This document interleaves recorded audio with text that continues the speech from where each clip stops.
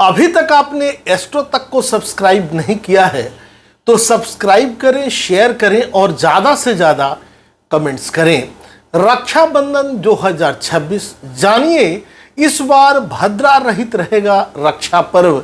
साथ ही जानिए वाराणसी पंचांग का निर्णय, शुभ मुहूर्त, भद्रा का महत्व और शास्त्र सम्मत मंत्र। नमस्कार, मैं हूँ डॉक्टर श्रीपति त्रिपाठी ज्योतिषाचार्य।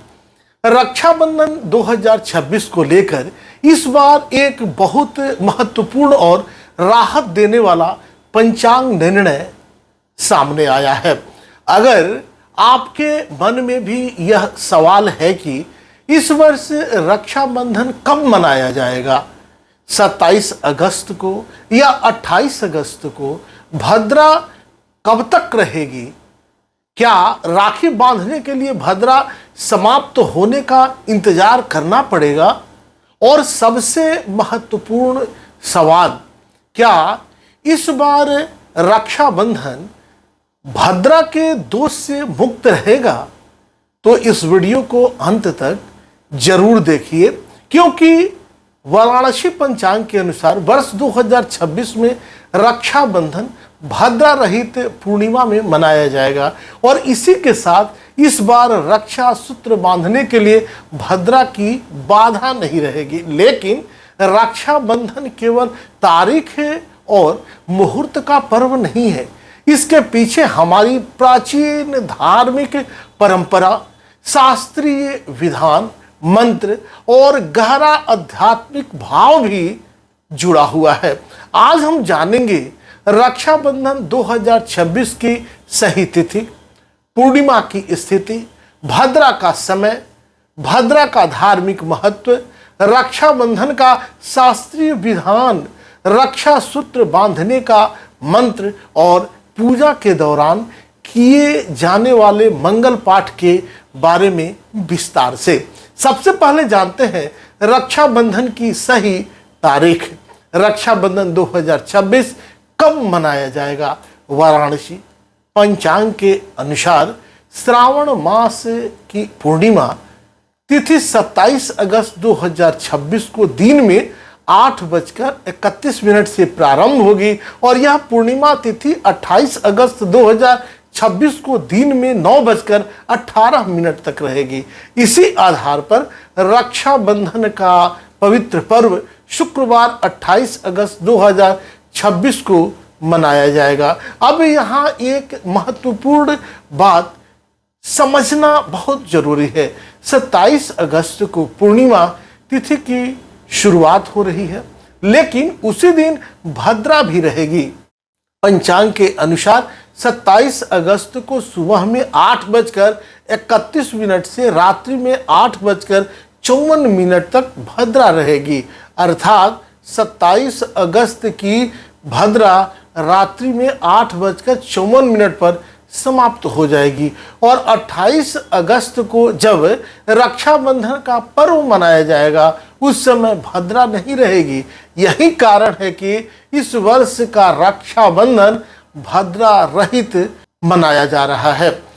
वाराणसी पंचांग में रक्षाबंधन के संबंध में स्पष्ट रूप से कहा गया है कि रक्षाबंधन 28 अगस्त शुक्रवार को श्रावण पूर्णिमा तिथि दिन में 9:18 तक है, भद्रा नहीं है। अतः रक्षाबंधन के लिए पूरा दिन मुहूर्त है। इसे भद्रा रहित और 3 मुहूर्त से अधिक एक काल व्यापिनी पूर्णिमा में करना चाहिए। अर्थात 28 अगस्त को रक्षाबंधन के लिए भद्रा की बाधा नहीं है। पंचांग में इसके साथ शास्त्रीय प्रमाण भी दिया गया है।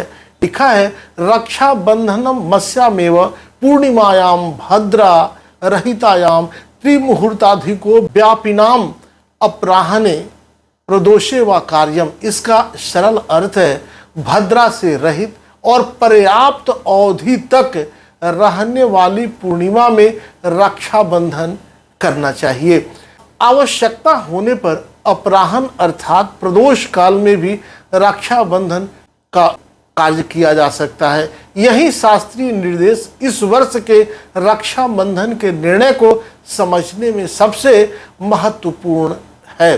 अब सवाल आता है कि आखिर भद्रा को इतना महत्व क्यों दिया जाता है। वैदिक पंचांग में समय को विभिन्न करणों में विभाजित किया गया है। इन करणों में वृष्टि करण को ही भद्रा कहा जाता है। धार्मिक परंपरा में भद्रा को उग्र और कठोर प्रकृति वाला काल माना गया है। इसीलिए विवाह, गृह प्रवेश, यज्ञ, उपनयन और अन्य मांगलिक कार्यों के साथ रक्षाबंधन में भी भद्रा की स्थिति का विचार किया जाता है। रक्षाबंधन में भद्रा का विचार विशेष रूप से महत्वपूर्ण माना जाता है। लेकिन इस वर्ष की स्थिति बिल्कुल अलग है। 27 अगस्त को भद्रा रहेगी, लेकिन 28 अगस्त को भद्रा नहीं होगी। इसीलिए 28 अगस्त को राखी बांधने के लिए भद्रा समाप्त होने का इंतजार नहीं करना पड़ेगा। अब बात करते हैं उस रक्षा सूत्र की जिसे बहन अपने भाई की कलाई पर बांधती है। राखी केवल एक धागा नहीं है, यह प्रेम का प्रतीक है, विश्वास का प्रतीक है, कर्तव्य का प्रतीक है और एक दूसरे की मंगल कामना का प्रतीक है।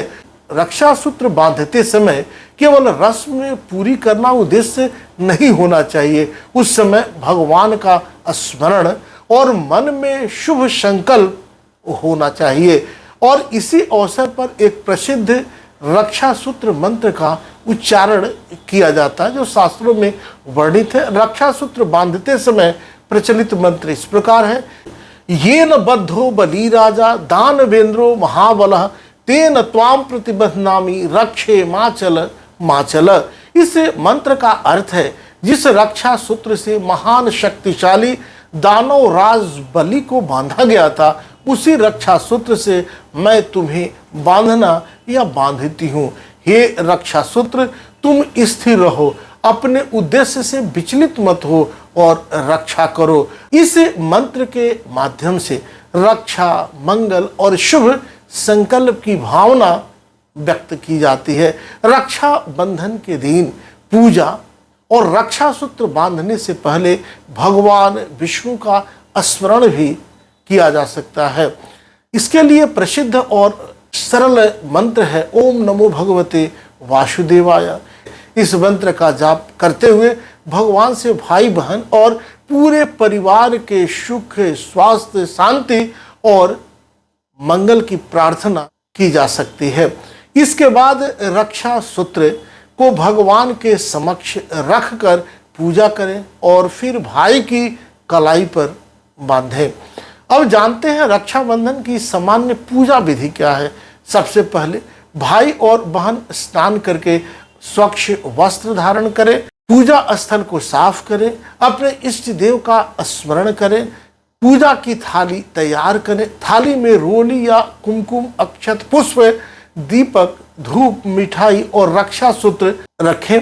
सबसे पहले भगवान का पूजन करें, भगवान को अर्पित करें। भगवान विष्णु का स्मरण करते हुए ओम नमो भगवते वासुदेवाय, कृष्णाय वासुदेवाय, हरये परमात्मने, प्रणतः क्लेशनाशाय, गोविंदाय नमो नमः यह पढ़कर भाई को तिलक लगाएं, माथे पर रोली या कुमकुम लगाएं, अक्षत लगाएं, दीपक से आरती करें और फिर रक्षा सूत्र बांधते समय मंत्र का उच्चारण करें। ये न बद्धो बली राजा दानवेंद्रो महाबलः तेन त्वाम प्रतिबध्नामि रक्षे माचल माचल।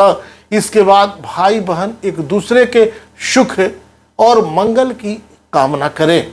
सर्वे भवन्तु सुखिनः, सर्वे सन्तु निरामयाः, सर्वे भद्राणि पश्यन्तु, माँ कश्चित् दुख भाग भवेत्। इसका अर्थ है सभी सुखी रहें, सभी रोग मुक्त रहें, सभी को जीवन में मंगल दिखाई दे और कोई भी व्यक्ति दुख का भागी न बने। इस श्लोक के माध्यम से केवल अपने परिवार के लिए ही नहीं बल्कि सभी के सुख और कल्याण की प्रार्थना की जाती है। अब एक और महत्वपूर्ण प्रश्न है क्या वाराणसी पंचांग और मिथिला पंचांग में रक्षाबंधन की तारीख को लेकर कोई अंतर है? आपको बता दें, दोनों परंपराओं में भी 28 अगस्त को रक्षाबंधन मनाने का निर्णय सामने आता है और फिर 28 को भद्रा का दोष नहीं माना गया है।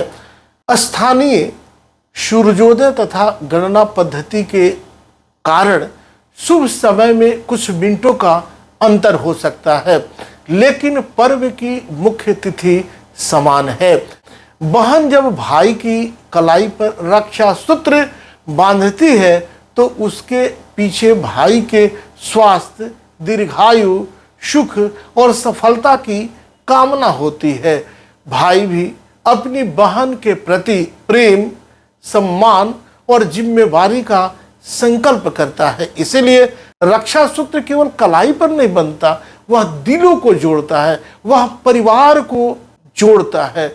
आज के समय में जब परिवारों के बीच दूरी बढ़ती जा रही है, ऐसे पर्व हमें अपने रिश्ते को फिर से मजबूत करने का सुअवसर देते हैं।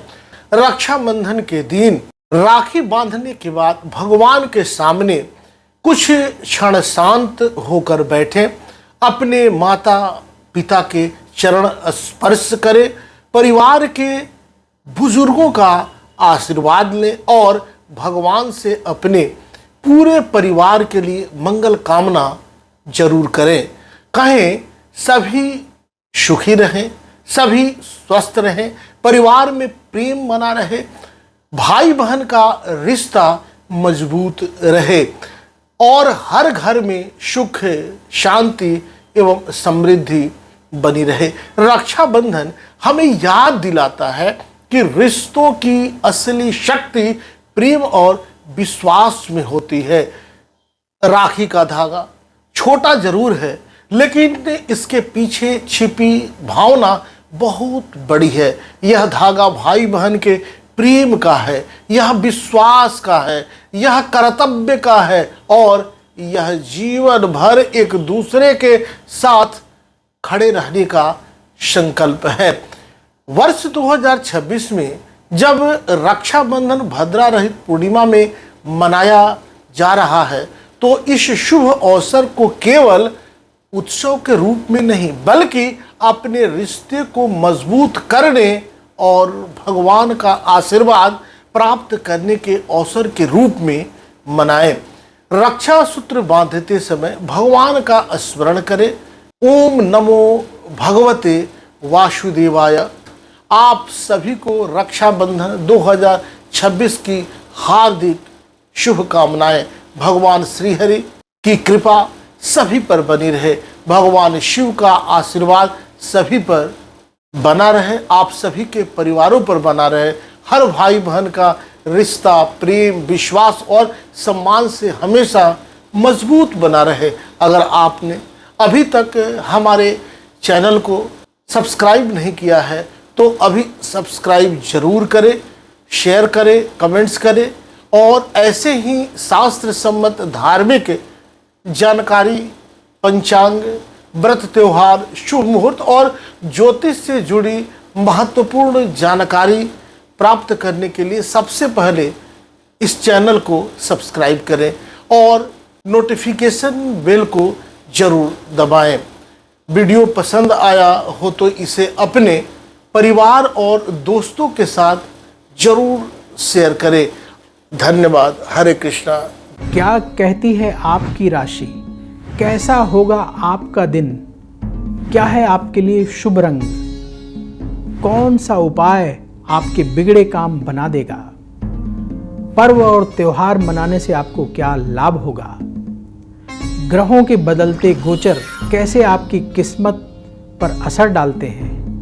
अपनी किस्मत चमकाने के लिए आप क्या विशेष उपाय करें? ये सब जानने के लिए देखिए एस्ट्रो तक, सिर्फ एस्ट्रो तक। नमस्कार।